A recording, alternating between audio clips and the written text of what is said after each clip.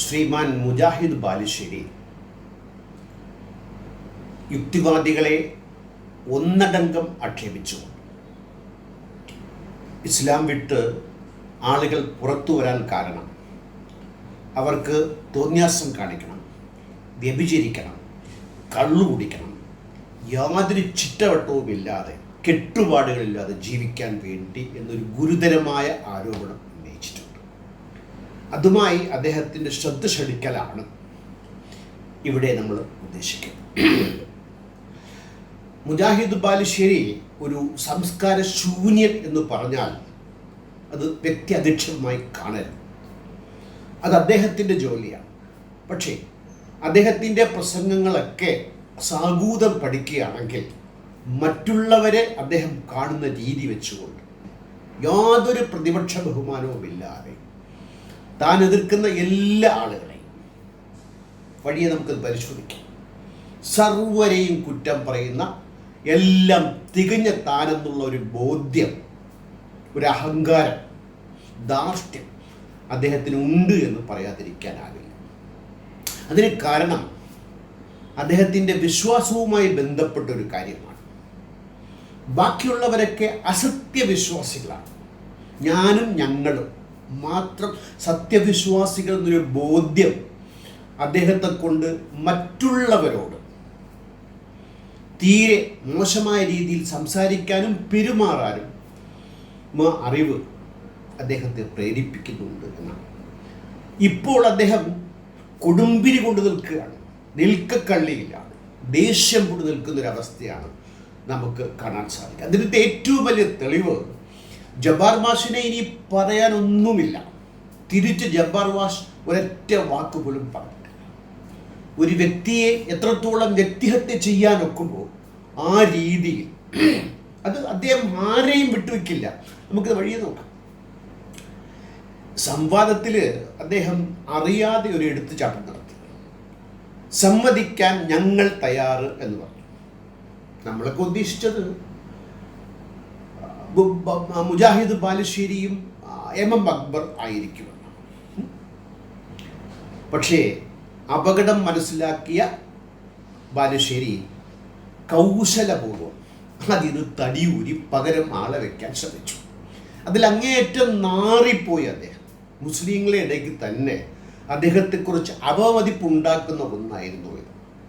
ഈ ഞങ്ങൾ എന്ന വാക്ക് ബോധപൂർവം ഉപയോഗിച്ചതാണെങ്കിൽ തന്നെയും കാണികൾക്ക് മറ്റൊരു സന്ദേശമാണ് അത് നൽകിയത്. വല്ലാണ്ട് മുറിപ്പെട്ട്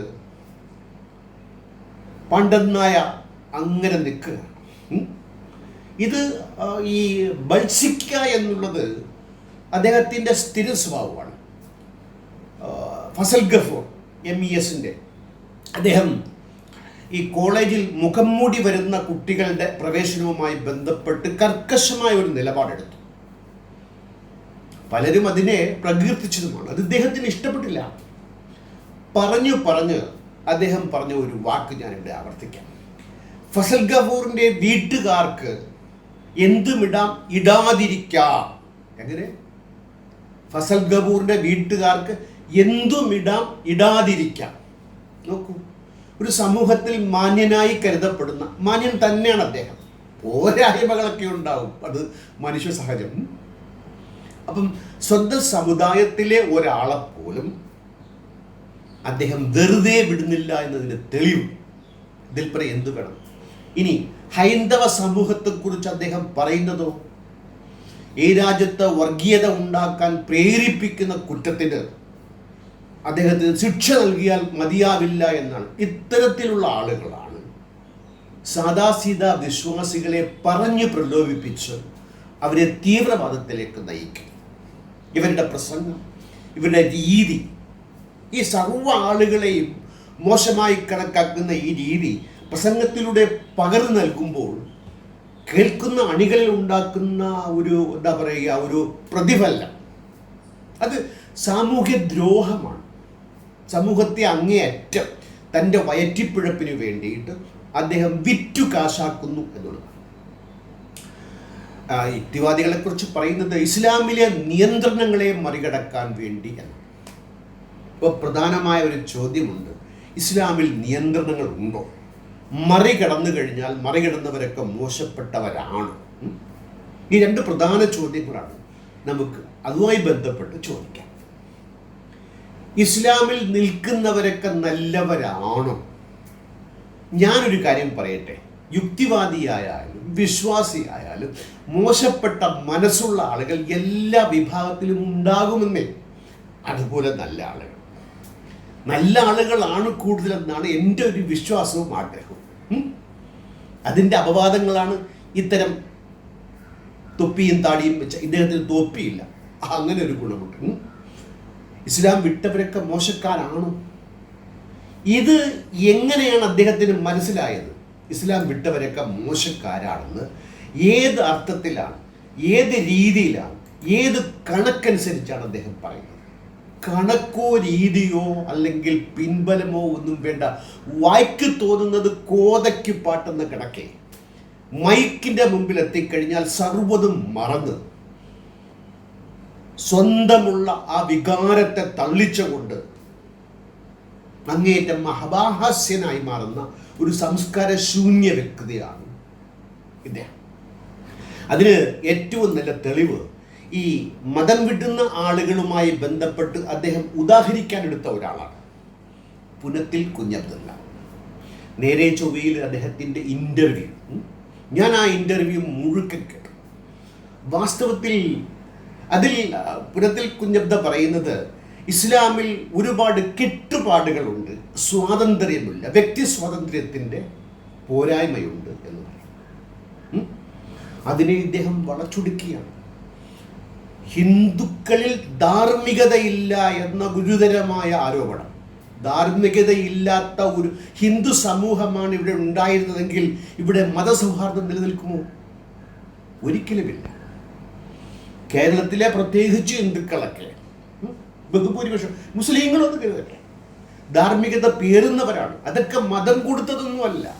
ധാർമ്മികത മനുഷ്യ മൂല്യം മനുഷ്യൻ ജീവിച്ചു നേടിയെടുത്ത, സ്വന്തം ജീവിതങ്ങൾ കൊണ്ട് മനുഷ്യൻ ഉണ്ടാക്കിയെടുത്ത ഒരു പാന്താവാണ്.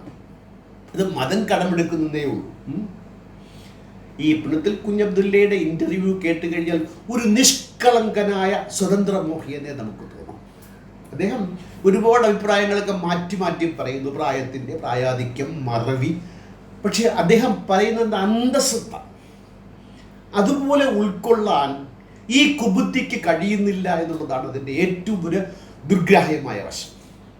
അദ്ദേഹം പറയുന്നത് മതത്തിൻ്റെ കെട്ടുപാടുകളിൽ നിന്ന് പുറത്തു പോകാൻ എന്നെ പ്രേരിപ്പിച്ച ഘടകം ആ മതത്തിൻ്റെ വരിഞ്ഞു മുറുക്കൽ, വ്യക്തി സ്വാതന്ത്ര്യം, അതാണ് അതിൻ്റെ ക്രക്സ്.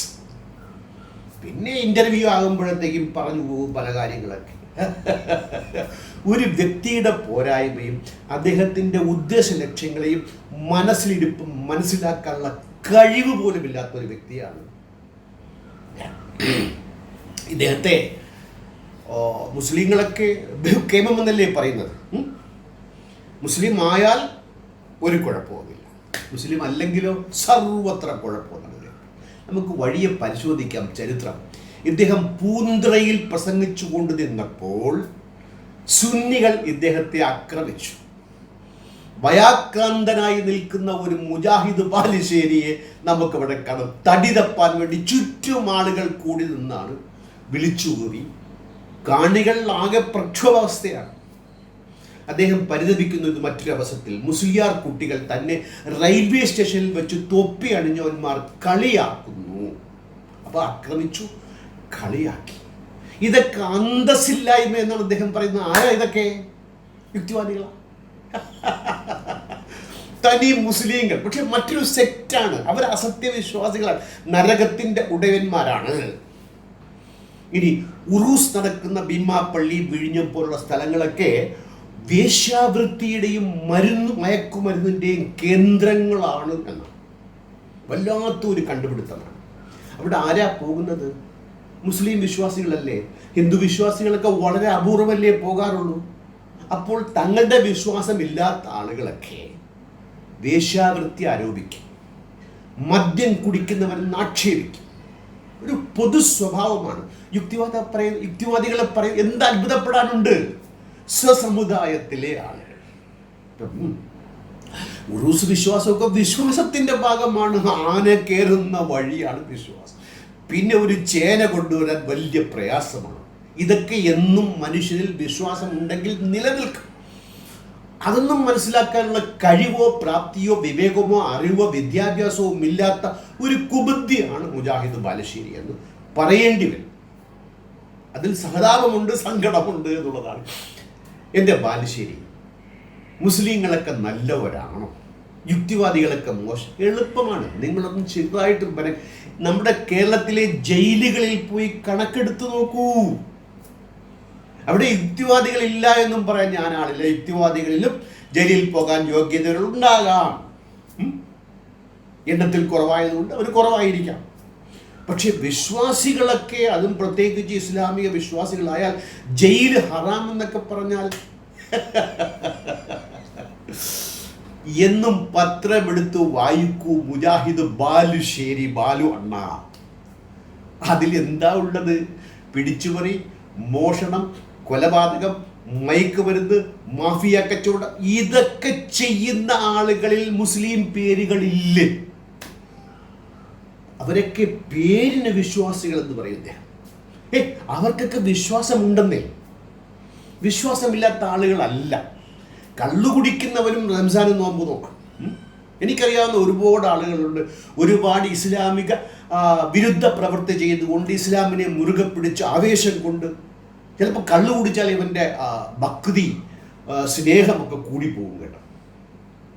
നമ്മൾ ഇന്ന് പത്രത്തിൽ കൂടി കാണുന്നതാണല്ലോ, 2 മുസ്ലിം മുൻ മന്ത്രിമാർ അല്ലെങ്കിൽ MLA, നിലവിലെ അഭിനവ MLA അഴിമതി കേസിൽ അകത്തായിരിക്കുകയാണ്. ഈ വേളയിലാണ് ഈ കൂട്ടത്തിലുള്ള വിദ്വാൻ നമ്മെ നോക്കി പറയുന്നത്, you are not the right, we are the right. I am simply selling to you, you are not right. ഇത് നിങ്ങളുടെ കപട പ്രചരണ തന്ത്രമാണ്. ഇനി ലോകത്ത് തമ്മിൽ കൊല്ലുന്ന വിഭാഗമാരാ? മനുഷ്യനെ മനുഷ്യൻ കൊല്ലുന്ന ഒരു പ്രക്രിയ ഈ 21ാം നൂറ്റാണ്ടിൽ വെച്ചു നടപ്പിലാക്കുന്നതാരും? യുക്തിവാദികളോ? എനിക്കറിയില്ല അങ്ങനൊരു വിഭാഗമുണ്ടെന്ന്. പക്ഷേ ഞാനത് പറയുന്നില്ല, പറയാത്തതിൻ്റെ കാണികൾക്കും മനസ്സിലാകുമെങ്കിൽ. ഇത് മാത്രമല്ല, വിശ്വാസി ആയിക്കഴിഞ്ഞാൽ വർഗീയതവാദിയാകാനുള്ള പടവിൽ ഏണിപ്പടിയിൽ കയറിക്കഴിഞ്ഞു എന്നാണ് ആനന്ദ് പറയുന്നത്. വിശ്വാസമില്ലാത്തവർക്ക് അതുകൊണ്ട് തന്നെ വർഗീയത ഇല്ല എന്നും അർത്ഥം വരുന്നല്ലോ. ഞാൻ പറഞ്ഞതല്ല, ആനന്ദ് പറഞ്ഞതാണ്. ഇനി അദ്ദേഹം പറയുന്ന ഗുരുതരമായ മറ്റൊരു ആരോപണത്തിലേക്ക് കൂടി നമുക്ക് നോക്കാം. മദ്യം, വ്യഭിചാരം, പരസ്ത്രീ ബന്ധം, സ്വവർഗരതി, ഇതിലേക്ക് വേണ്ടിയിട്ടാണ് മുസ്ലിങ്ങളൊക്കെ ജബ്ബാർ മാഷിൻ്റെ വർത്തമാനവും കേട്ട് മുണ്ടും പൊക്കി വരുന്നത്.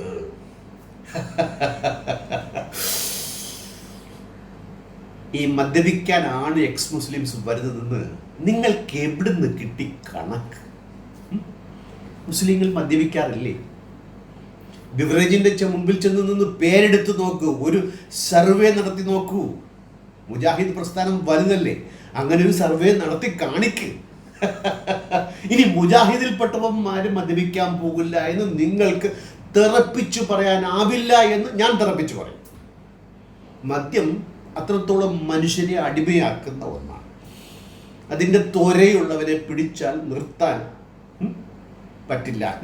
അങ്ങനെയാണെങ്കിൽ ഇവരുടെ ഈ ഖിബിലായിരിക്കുന്ന സ്ഥലമാണല്ലോ സൗദി അറേബ്യ. വല്ലാണ്ട് ഭൂമിയുടെ കേന്ദ്രവും ഉത്കൃഷ്ടവും ശ്രേഷ്ഠവും അതീവ. അവിടെ മദ്യം കിട്ടില്ലേ? ഞാൻ റിപ്പോർട്ടുകൾ വായിച്ചപ്പോഴത്തേക്കും ഏതെങ്കിലും വണ്ടിയിൽ നിങ്ങൾ മദ്യവുമായി പോവുകയാണെങ്കിൽ പോലീസ് പിടിച്ചാൽ പോലീസിന് ഒരു കുപ്പി മദ്യം കൊടുത്താൽ മതി എന്നാണ് ഒരാൾ റിപ്പോർട്ട് ചെയ്തിരിക്കുന്നത്. ബ്ലാക്ക് മാർക്കറ്റിൽ സുലഭമായി ലഭിക്കുന്നതാണ് സൗദിയിൽ മദ്യം.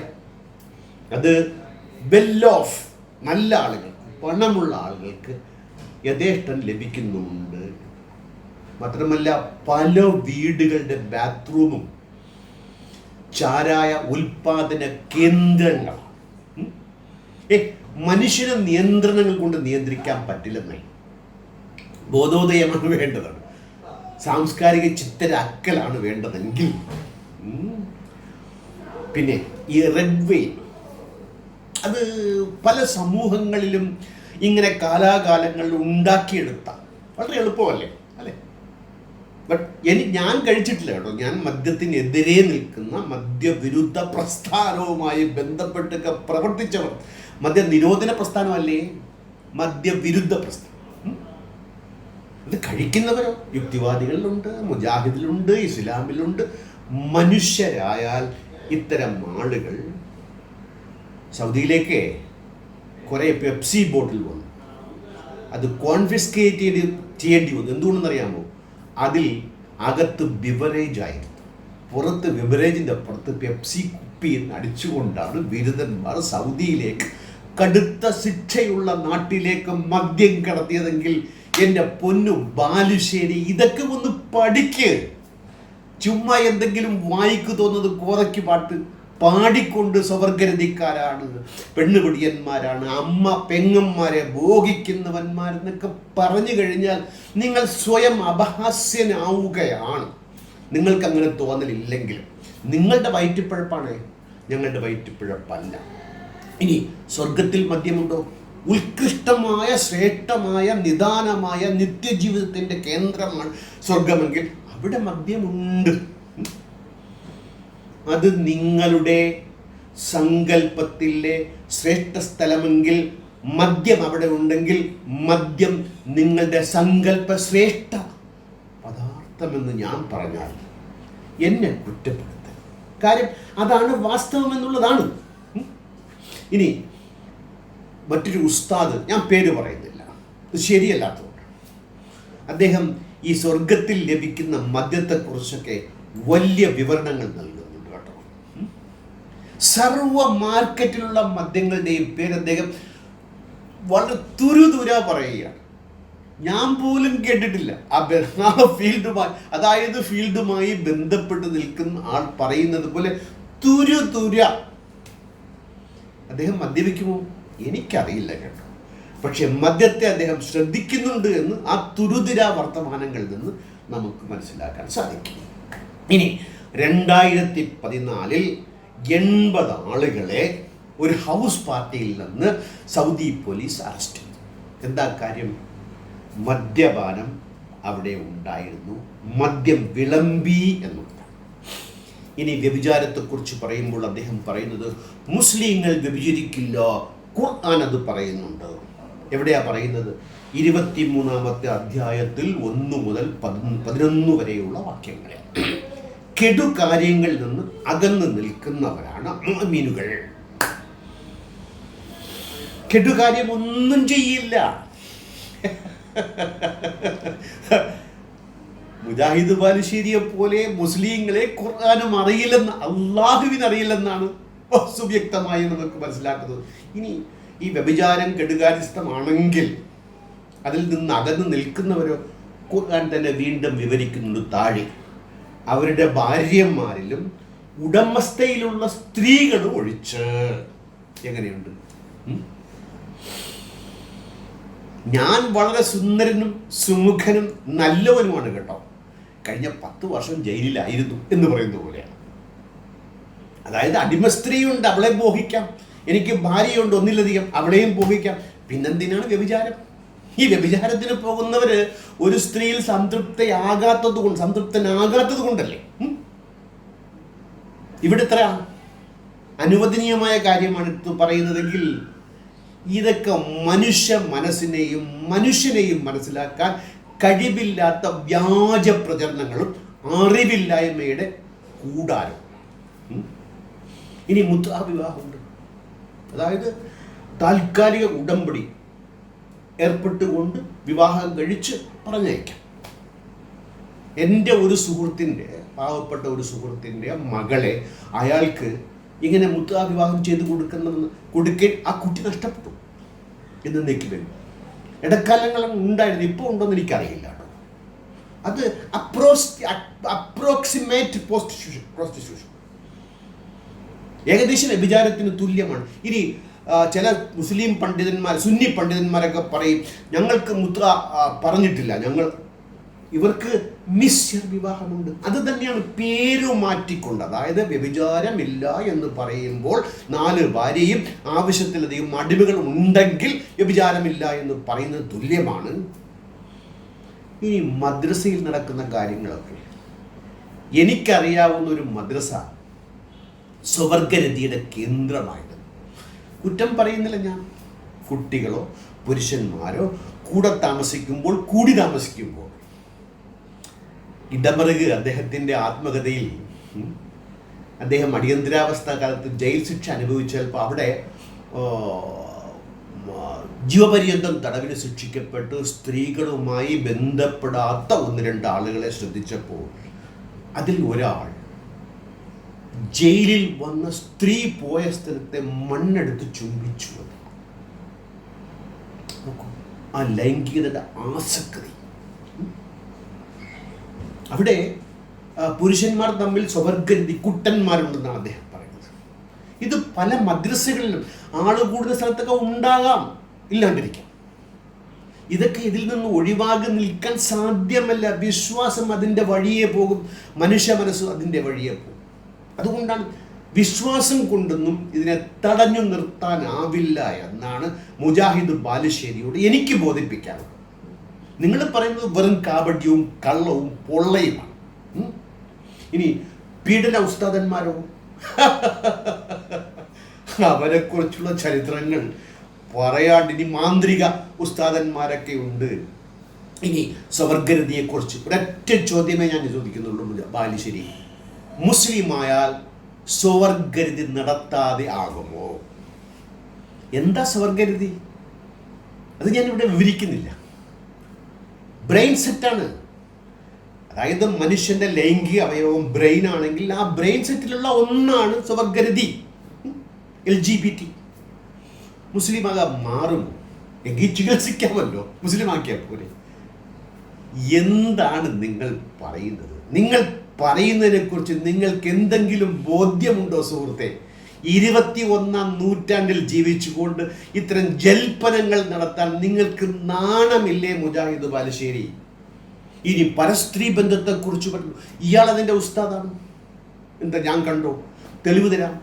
ഇദ്ദേഹം ഒരു പൊതുയോഗത്തിൽ വെച്ച് ഭാര്യയോട് അഭ്യർത്ഥിക്കുകയാണ്, എനിക്ക് 1-ലധികം കെട്ടാൻ നീ അനുവാദം തരൂ. കാതറിക്കാൻ്റെ മോള് കഷ്ടപ്പെട്ട് നിൽക്കുന്നു, കാതറിക്കാൻ്റെ മുഖം കണ്ടിട്ട് എനിക്ക് സഹിക്കാൻ വയ്യ, ഞങ്ങൾ പൊതുരംഗത്ത് നിൽക്കുന്നവരാണ് പെണ്ണേ, അതുകൊണ്ട് അള്ളാഹുവിൻ്റെ വഴിയിൽ ഞാൻ ഒന്നുകൂടെ കെട്ടാൻ നീ എന്നെ അനുവദിക്കണമോ എന്ന് പറയുമ്പോൾ ഇത് പരസ്ത്രീ ബന്ധമല്ലാതെ എന്താണ്?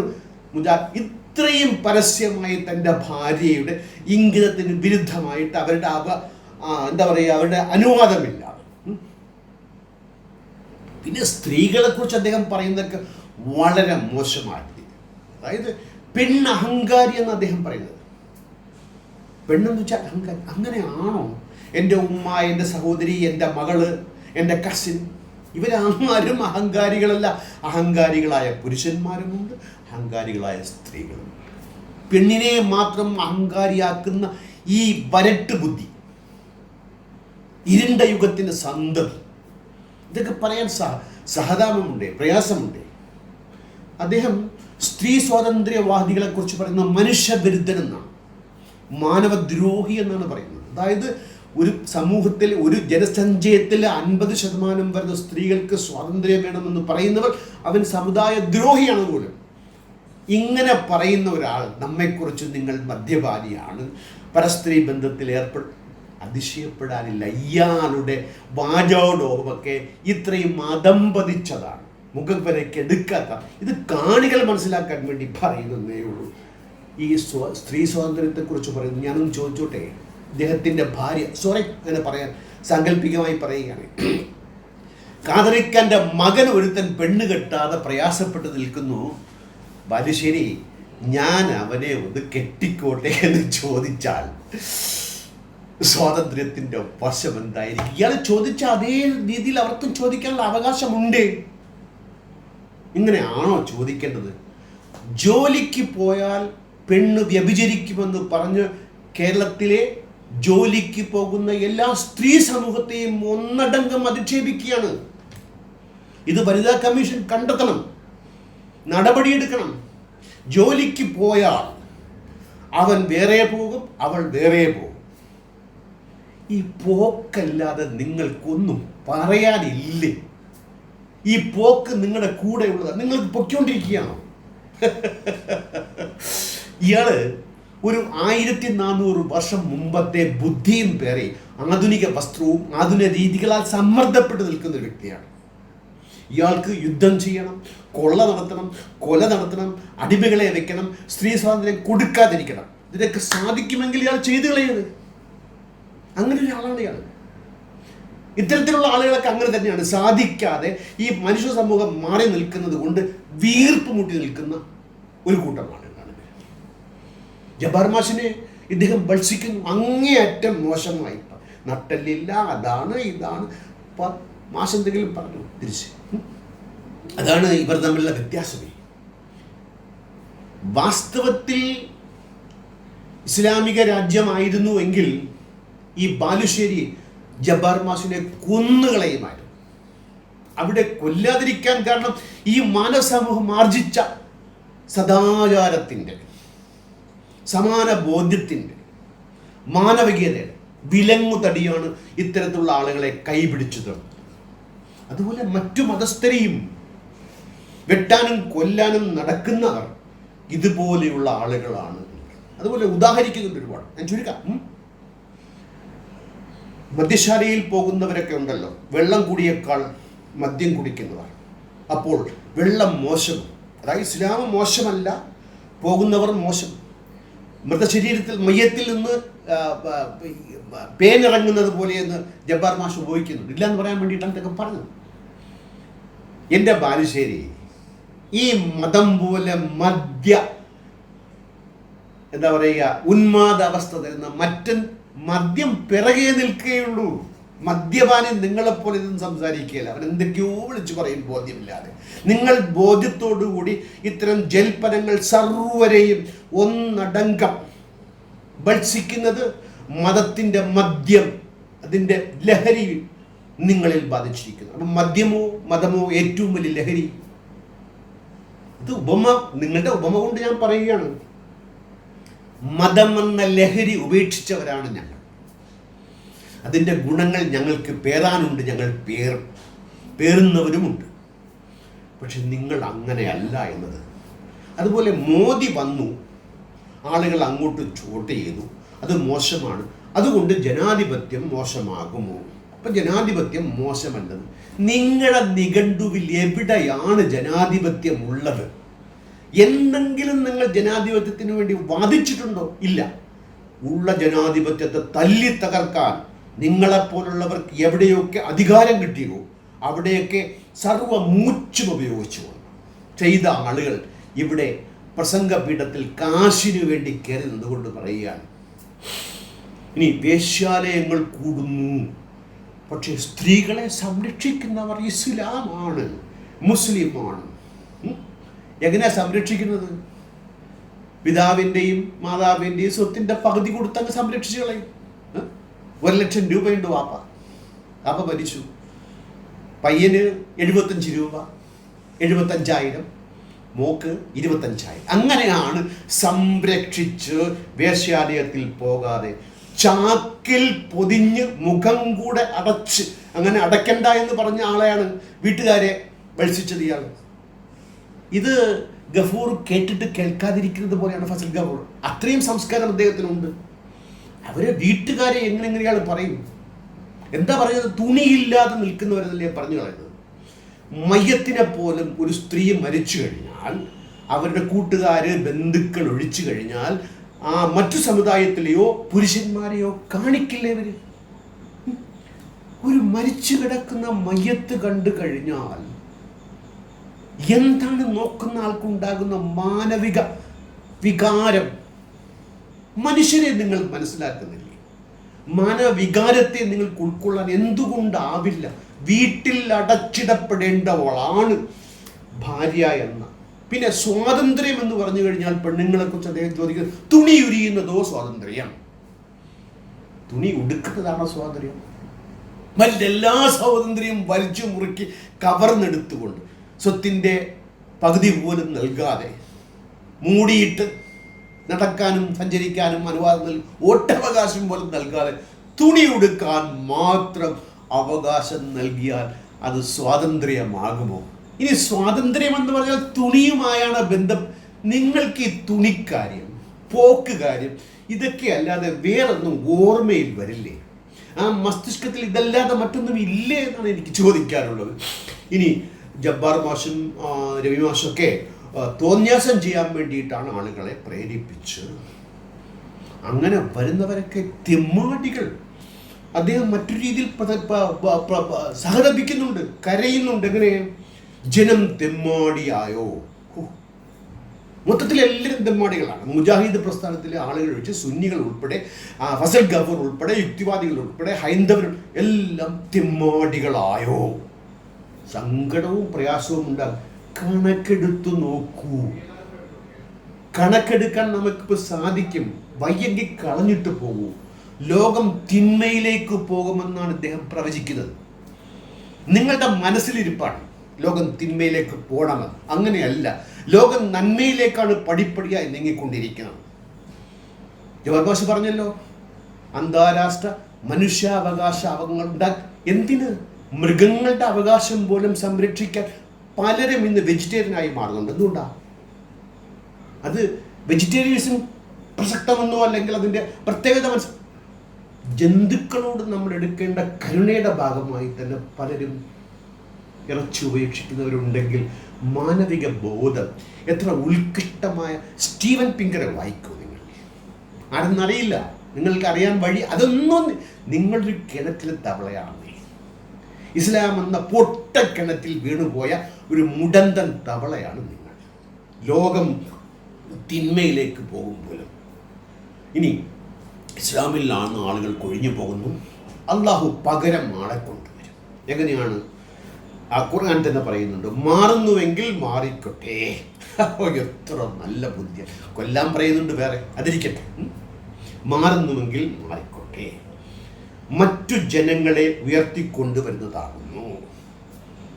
എന്നിട്ട് ഖുർആൻ വൈരുദ്ധ്യങ്ങളുടെ കലവറ എന്ന് പറയേണ്ട ഒരു തെളിവ്. അവൻ ഇച്ഛിക്കുന്നവർക്ക് തൗഹീദ് നൽകുന്നു. ജനം മാറുന്നെങ്കിൽ മാറിക്കോട്ടെ, പകരം ജനങ്ങളെ ഉയർത്തിക്കൊണ്ടുവരും. പക്ഷെ ആരെ ഉയർത്തണമെന്ന് ഇദ്ദേഹം തീരും. ഇതൊക്കെ എന്താണ്? ഇതൊക്കെ എടുത്ത് പറയാനൊക്കെ നിങ്ങൾക്ക് ഇനി ഇദ്ദേഹത്തിൻ്റെ വലിയൊരു തമാശയാണ്. ഇദ്ദേഹത്തിൻ്റെ അല്ല, മൊത്തത്തിൽ ഇസ്ലാമിസ്റ്റ് അപ്പോളജിസ്റ്റുകൾ ഉയർത്തുന്ന ഒരു കള്ളവാദമാണ് ഏറ്റവും വളരുന്ന മതം ഇസ്ലാം. ഞാൻ അതിനെക്കുറിച്ചൊരു വീഡിയോ ചെയ്യാൻ ഉദ്ദേശിക്കുന്നുണ്ട്. ഉടനെ തന്നെ നിങ്ങൾക്ക് ഈ ചാനലിൽ തന്നെ പ്രതീക്ഷിക്കാമത്. 2010 പ്യൂ ഫോറൻ ഫൗണ്ട് സ്റ്റാറ്റിസ്റ്റിക്കൽ ഡേറ്റ അനുസരിച്ച് മുസ്ലിം കൺവേർഷനെ കുറിച്ചുള്ള കണക്കുകളില്ല എന്നാണ്. കണക്കില്ലാത്ത ഒരു കാര്യത്തിലാണ് അഭിപ്രായം പറയത്തിക്കുന്ന മതാന്ധത ബാധിച്ച്, വർഗീയത മുറ്റിയ, മറ്റുള്ളവരെയൊക്കെ മോശക്കാരനായി കാണുന്ന ഈ മനസ്സിൻ്റെ ഈ പ്രതിഭ എന്ന് പറയപ്പെടുന്ന ആൾ മൊത്തത്തിൽ ഇല്ലാത്ത കണക്കുകളുടെ അടിസ്ഥാനത്തിൽ തന്നെ നോക്കുകയാണെങ്കിൽ, അങ്ങായി കിട്ടുന്ന കണക്കുകളുടെ അടിസ്ഥാനത്തിൽ മുസ്ലിങ്ങൾക്ക് നോ ഗെയിൻ നോ ലോസ്, വരുന്നതും പോകുന്നതും ഒരുപോലെ നിൽക്കുന്ന ഒരു കാലഘട്ടത്തിലാണ് നിൽക്കുന്നു എന്ന് കണക്കുകളുടെ ഒരു ശാസ്ത്രം പറയുമ്പോഴാണ് കണക്കെവിടെ, ശാസ്ത്രം എവിടെ, ചിന്ത എവിടെ, സാഹോദര്യം എവിടെ, സംസ്കാരം എവിടെ? ആലോചിക്കൂ. സംസ്കാരം പഠിക്കൂ.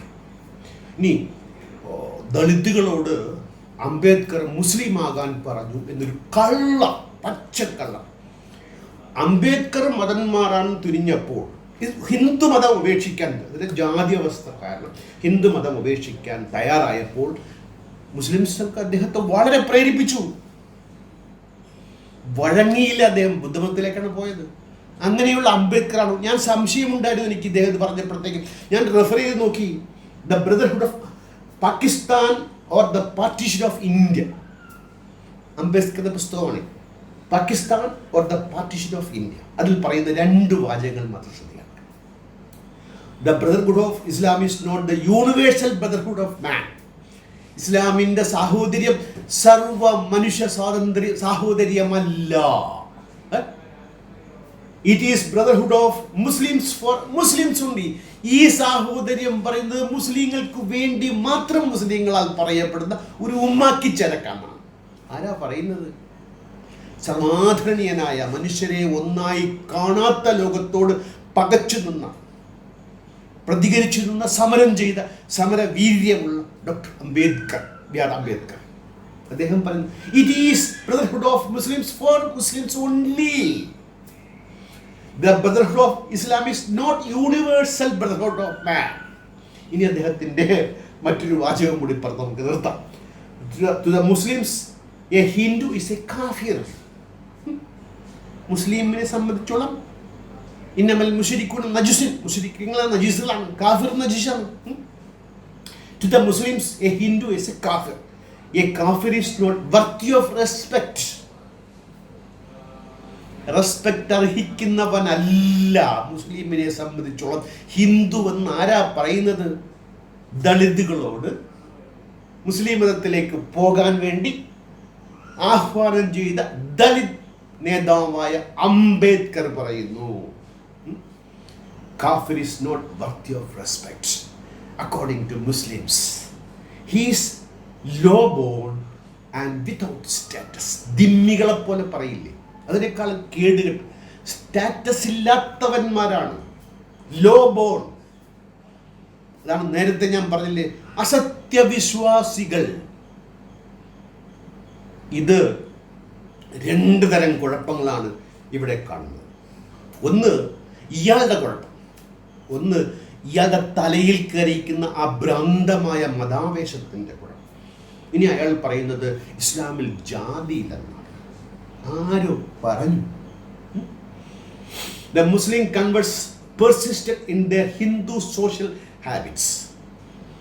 മതം ഉപേക്ഷിച്ചു വന്ന ഏതു ജാതിയാണോ അതിൽ ജാതിയായി കേരളത്തിലെ ബാർബറന്മാർ, മുസ്ലിങ്ങളെ പ്രത്യേകിച്ച് ജാതിയല്ല, തങ്ങൾസ് മിശ്രവാഹത്തിന് തയ്യാറാകുന്നുണ്ടോ? മുസ്ലിം സേട്ടന്മാരുടെ ട്രിവാൻഡ്രത്ത് അവരൊന്നും ബഹുഭൂരിപക്ഷം ആളുകൾ ഇപ്പോൾ കാലം മാറുന്നത് കൊണ്ട് കോലം മാറുന്നുണ്ടേ. ഈ ഇന്ത്യയിലേക്ക് വന്ന ആളുകൾ അഷ്റഫ് എന്ന് അറിയപ്പെടും. അവർ ശ്രേഷ്ഠന്മാരാണ്, തങ്ങുമാരാണ്. ഇവിടെയുള്ളവരോ മതം മാറിയവരോ അജിലഫ്, നോ കാസ്റ്റ്. അതിനെക്കുറിച്ചൊക്കെ പഠിക്കേണ്ടിയിരിക്കുന്നു. ഇസ്ലാമിലെ ജാതി സമ്പ്രദായം ജബ്ബാർ മാഷ് അതിനെക്കുറിച്ച് പറഞ്ഞിട്ടുണ്ട് എന്നാണ്. 30:30 പറയുന്നു അള്ളാഹു. അത് ഇദ്ദേഹം എടുത്ത് പറയുകയാണ്, അധിക ജനവും അറിയുന്നില്ല, വിശ്വസിക്കുന്നില്ല, നല്ലതിനെ ആളുകൾക്ക് വേണ്ട. ഞാൻ നേരത്തെ പറഞ്ഞു, അങ്ങനെയൊന്നുമല്ല. നല്ലത് ആളുകൾക്ക് അറിയാം. നിങ്ങളുടെ മതം എന്തെങ്കിലും പറഞ്ഞാലും മറ്റു മതസ്ഥരെയോ അല്ലെങ്കിൽ മതം വിട്ടവരെയോ കൊല്ലാൻ ഇവിടുത്തെ സാദാ സീതാ മുസ്ലിമിന് മനസ്സില്ലെന്നേ. അവർ അറിയുന്നത് കൊണ്ടാണ്, അറിയാത്തത് കൊണ്ടല്ല. അവർ നല്ല ആളുകൾ തന്നെയാണ്.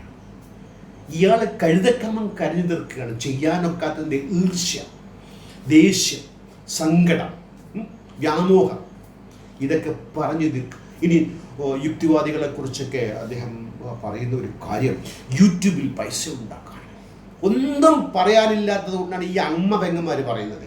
അതുപോലെ ഒന്നും പറയാനുള്ള പൈസ ഉണ്ടാകാൻ കാണികളുണ്ടെങ്കിൽ ഞാൻ കാശ് ഉണ്ടാക്കുന്നില്ല. ഞാൻ പലർക്കും വേണ്ടി ചെയ്തു കൂടും. എൻ്റെ ചാനൽ വളർത്താൻ ഞാൻ തുനിയാറേയില്ല. എനിക്ക് കാശ് ആ വഴിക്ക് ആവശ്യമില്ല.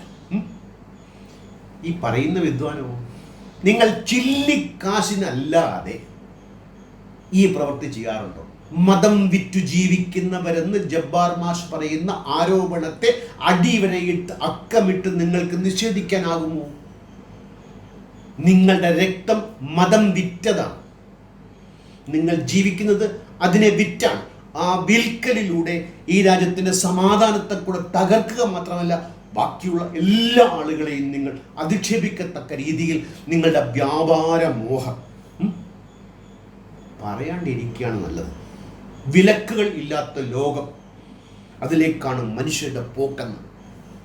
വിലക്കുകളില്ലാത്ത ലോകങ്ങൾ സാധ്യം. നമ്മൾ ഇടതുവശത്തിൽ കൂടിയാണ് വണ്ടി ഓടിച്ചു പോകുന്നു, എന്തുകൊണ്ട് വലതുവശത്തൂടെ പോകുന്നില്ല? അവിടെ വിലക്ക് വരും. മനുഷ്യ ജീവിതത്തിൽ നമുക്കും മറ്റുള്ളവർക്കും ദോഷകരമല്ലാത്ത ജീവിതത്തെ വാർത്തെടുക്കാൻ വേണ്ടിയിട്ട് വിലക്കുകൾ മനുഷ്യൻ സ്വയം പ്രഖ്യാപിക്കും, സ്വയം ഉണ്ടാക്കിയെടുക്കും. അത് നല്ലതിനാണ്, മോശത്തിനല്ല എന്നുള്ളതാണ്. ഇനി അമ്മ ബെങ്ങ ഭോഗത്തിൻ്റെ കാര്യം കൂടി പറഞ്ഞ് നമുക്ക് നിർത്തിക്കളയാം അല്ലേ.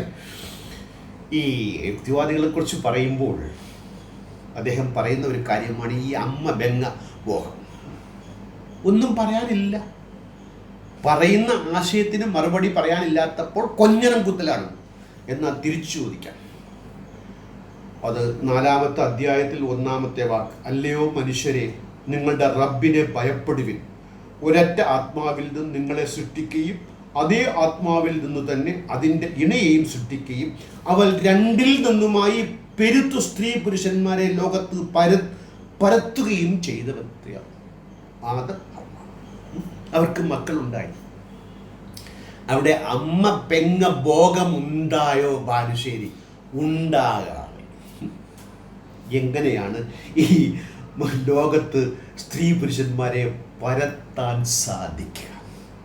ഒരു തമാശ എന്തെന്ന് വെച്ചാൽ, ഇവരെ പറയുന്ന കാര്യങ്ങളൊക്കെ തന്നെ ഇവരുടെ ഗ്രന്ഥം വെച്ച് തന്നെ നമുക്ക് മറുപടി ചെയ്യാൻ സാധിക്കുമെന്നുള്ളതാണ്. ആ ഗ്രന്ഥം അത്രത്തോളം വൈരുദ്ധ്യങ്ങളുടെ കലവറയാണെങ്കിൽ അത് തലയിൽ പേറി സ്ഥലകാല ബോധം നഷ്ടപ്പെട്ട് വർഗീയത മുറ്റി മറ്റുള്ളവരുടെ ബഹുമാനമില്ലാത്ത ബാലുശ്ശേരി, നിങ്ങൾ ദയവ് ചെയ്ത് സംസ്കാര ചിത്തനാകൂ, സംസ്കാരം പഠിക്കാൻ തയ്യാറാണ്. അത് നിങ്ങൾക്ക് മാത്രമല്ല ആവശ്യം, ഈ രാജ്യത്തെ സമാധാന ജീവിതം കാക്ഷിക്ക വിശ്വാസികളും അവിശ്വാസികളും ഉൾപ്പെടെ. ഒറ്റ വാക്കുകൂടെ, മോശപ്പെട്ടവർ എല്ലാ വിഭാഗത്തിലുമുണ്ട്, യുക്തിവാദികളിലും ഉണ്ടാകാം, വിശ്വാസികളും ഉണ്ടാകാം. വിശ്വാസി അവിശ്വാസി വേർതിരിവ് മനുഷ്യൻ്റെ ചീത്ത ബോധത്തെ സ്വാധീനിക്കില്ല എന്നാണ്. ഒരു പരിധിക്ക് വരെ യുക്തിവാദി ആയിക്കഴിഞ്ഞാൽ ചിന്തിക്കാനുള്ള താല്പര്യവും പ്രേരണയും കൂടുമെങ്കിലും അവരിലും ഉണ്ടാകാം. അതുകൊണ്ട് ഈ നല്ല പിള്ള ചമയൽ കാശിനു വേണ്ടിയാണെന്ന് കൂടി പറഞ്ഞ്, അങ്ങനെയാണെങ്കിൽ തന്നെയും ഒന്ന് സംസ്കാര ചിത്തനാകാൻ ശ്രമിക്കും. അതാണ് നിങ്ങൾക്കും സമൂഹത്തിനും നല്ലത്. മറ്റൊരു അധ്യായവുമായി വീണ്ടും കാണുന്നത് വരെ നന്ദി, നമസ്കാരം, ഗുഡ് ബൈ.